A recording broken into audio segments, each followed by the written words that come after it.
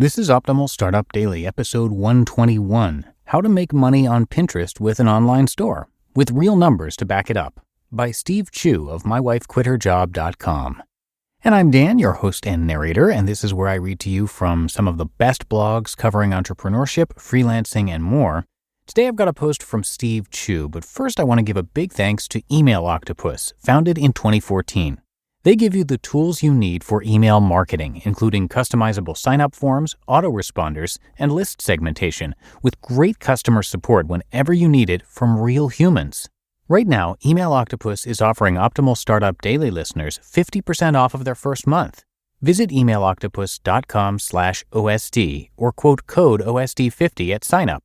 For 50% off your first month of email marketing, visit emailoctopus.com/OSD or quote code OSD50 at sign-up.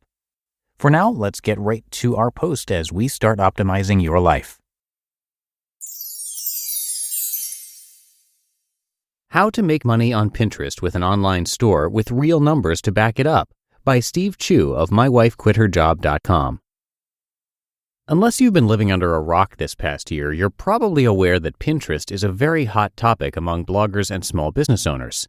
Not only has Pinterest's user base been growing at an exponential rate, but more and more businesses are discovering how to make money on Pinterest. In fact, I've probably read over 80 Pinterest articles in the past 2 months alone. And of those 80, I'd say that a good 50 of those articles have been free tutorials and guides on how to use Pinterest to market your business. One of the problems with reading and digesting all of this information is that after a while, every article starts to sound the same. And what bugs me is that very few of these posts provide any real-life case studies of how Pinterest has affected their businesses. Is everyone just jumping on the Pinterest bandwagon because it's a trending topic? In fact, I don't believe that any Pinterest guide that I've read thus far has actually provided any numbers to back up their claims. So is all of this Pinterest hype warranted? My wife and I decided to run some experiments using Pinterest to market our online store, and I have some real numbers to share with you today. The good news is that Pinterest is the real deal, and anyone who has an online store should probably invest some amount of time with the tool. The traffic numbers. First off, I just want to say that I was absolutely shocked to find out that within just a few months, Pinterest has already cracked the top 10 traffic sources for our online store. In this post, you can see our Google Analytics report that shows some metrics. Pinterest is sitting nicely as my 7th highest traffic source. The results are somewhat misleading, however, since our store just recently got linked to by baby.about.com, which sent us an unusual surge of traffic. In reality, Pinterest should be sitting at number 6. What has really surprised me has been the bounce rate and the average time on site. You would think that people clicking on pretty pictures online would have a very short attention span, but the numbers seem to indicate that a good number of Pinterest visitors actually stop to look around. I was actually expecting to see bounce rates in the 80s or 90s and a much shorter visit duration. Overall, the boost in Pinterest visitors has caused our traffic numbers to be the highest they have ever been, which can't be a bad thing. Do Pinterest visitors buy anything? So getting extra traffic and awareness for your company is all fine and good, but do these people actually buy anything? Surprisingly, the answer is yes. Most of the pins we have on Pinterest are for our content pages and not our actual products, so I was shocked to learn that a decent number of people are actually in the buying mood after clicking on a Pinterest pin. Pinterest visitors are actually converting at a little over 1%. This isn't bad at all, especially since Pinterest is a completely free traffic source that tends to grow virally on its own. The per-visit value is kind of on the low end at 51 cents per visitor, but if you think about it, making 51 cents per visitor isn't too shabby when you aren't expecting anything at all. Pinterest has already cracked the top 10 in terms of earnings. Pinterest traffic has even managed to overtake Facebook in just a short period of time.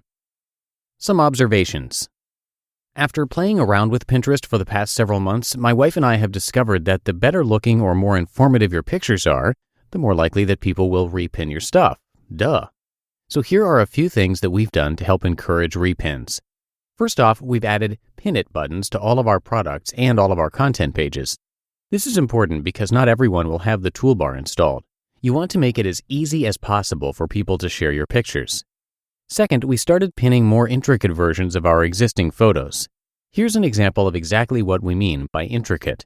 On our online store, we provide free arts and crafts tutorials that utilize our products as the raw materials. In other words, we use the content on our online store to educate the customer about cool projects that can be made with our products. But instead of pinning a single picture of the final result of a craft project, my wife had a great idea to try and pin the entire tutorial within a single picture that could be posted online. Our pillowcase dress craft received a large amount of repins and Facebook likes as a result of this. Posting our craft photo this way serves a couple purposes. For one thing, arranging a group of photos this way in a tutorial really makes the photos stand out on a Pinterest board. Because it's made up of multiple pictures, the resulting shot is really long and narrow, which takes up more board space. The second benefit is that the photo actually conveys information to the viewer, which entices him or her to actually click on the photo itself. How to make money on Pinterest. In any case, this article is not meant to be a Pinterest tutorial. After all, you can find a million of those types of articles online. The key point here is that Pinterest is actually an excellent form of social media traffic that actually converts at a decent percentage. So if you have an online store, you should at a minimum place a Pinterest Pin It button on every page of your site. It's really simple to do. You just listened to the post titled, How to Make Money on Pinterest with an Online Store with Real Numbers to Back It Up by Steve Chou of mywifequitherjob.com. Now, 2020 was an interesting year to say the least, so let's make sure 2021 goes more smoothly. If you own a startup, let this be the year you switch to better payroll. Gusto wasn't just built for small businesses. It was built for the people behind them. Their online payroll is so easy to use. Gusto can automatically calculate paychecks and file all your payroll taxes, which means you have more time to run your business. Plus, Gusto does way more than payroll. Gusto helps with time tracking, health insurance, 401ks, onboarding, commuter benefits, offer letters, access to HR experts. Well, you get the idea. It's super easy to set up and get started, too. 3 out of 4 customers say they run payroll in 10 minutes or less, our Optimal Living Daily team included. And if you're moving from another provider, they can transfer all your data for you. It's no surprise 94% of customers are likely to recommend Gusto. And here's the best part. Because you're a listener, you get 3 months totally free. All you have to do is go to gusto.com/OSD. Again, that's gusto.com/OSD, and I'm telling you, you're going to love Gusto. Get started today. And thank you again to Steve. When his wife became pregnant and she planned to stay home with the baby, they knew that they'd need to find more income, so they started a little online store called Bumblebee Linens, and in just 1 year, they were able to replace his wife's salary of $100K per year, and they started My Wife Quit Her Job to document it all, including income reports. And now, he was able to leave his job too, so it's not just his wife who quit her job anymore. He started the Sellers Summit, which is virtual this year, and you can learn more about that at sellerssummit.com. But that's going to do it for today here on Optimal Startup Daily. I thank you as always for listening and for being a subscriber. Have a great start to your weekend, and I'll see you back here tomorrow as usual, where your optimal life awaits.